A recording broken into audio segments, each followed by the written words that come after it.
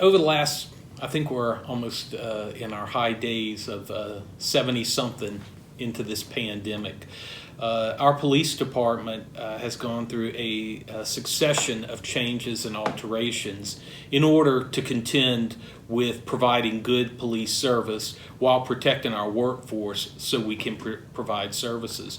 Early on, we took steps to insulate our officers as we were trying to get better understanding of what was going on with this disease. It's one thing to engage in an operation where you're familiar with all aspects, what you're dealing with.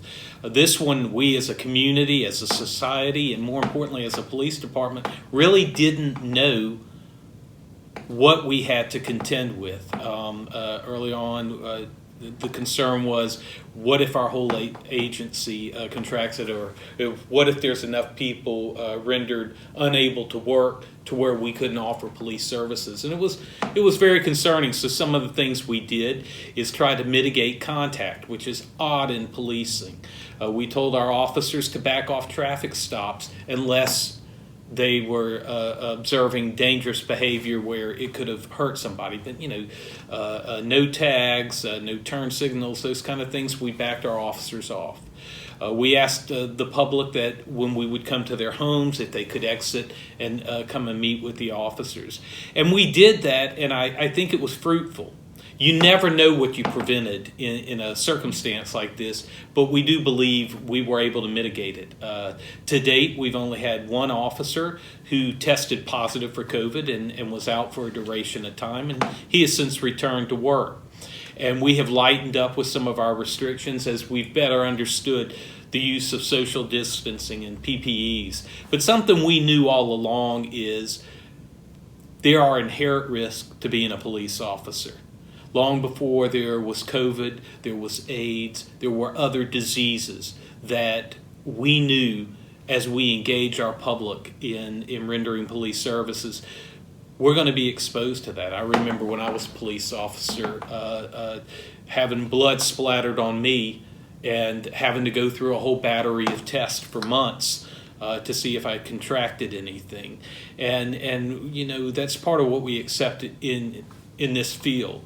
So as we move forward a little bit more educated to maintaining those safe measures while rendering police services. And we're back to it.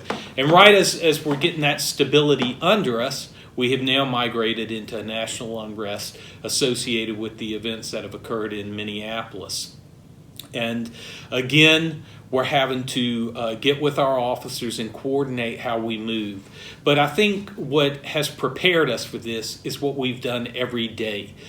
We have been an agency that has always not just tried to engage our community, but we wanted the members of our community, to be able to reach out to us and talk to us. That's one of the things we've taken great pride in here. And ultimately, you have to be able to connect with the people that you're rendering service to. And as we move forward, continuing in this pandemic, and as we move forward faced with the uncertainties of civil unrest across our nation, we move forward with a game plan. I just sent something out to my troops. It's titled, "The Times We Are In Now." To all, we are once again in historic times. While in the midst of a pandemic, we now see our society further decay. It is a concerning issue. Because of the acts of officers in a city many miles away, all police have become the target of distrust, hatred, and violence. It is in these moments that we must realize that just because so many cities around the nation are succumbing to mob violence, we do not have to. Our police department has worked hard to maintain a healthy relationship with our public we serve. In so many instances, all of our community has backed us through difficult times. We will seek this support as we venture through this time. It is important to understand that it does not take an obvious criminal act against a citizen to fan the flames of the moment. It is in these times that each of us must be cognizant of how we engage the public. You all do this well. You may find yourself having a contact with someone who is caught up in the national issues and wants to direct it to you. I ask you to be professional and safe. People will watch you in many ways. It's not just what you say and do while on duty.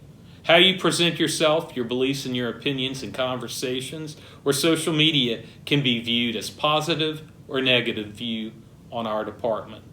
It is my job to give directions in these times, and it is your job to execute our mission in a way that builds trust. Let's put our city on the map in a positive manner. It is in these moments that I am thankful to be a police officer for Gulfport. And so, as we move forward, we're not looking at impossibilities, and we'll navigate these times. And if we do it well, we will come out a better police force, a better city, and a better community from it. I have a lot of confidence in our community that we serve, and we're fortunate if we have to experience these times to experience it here in Gulfport.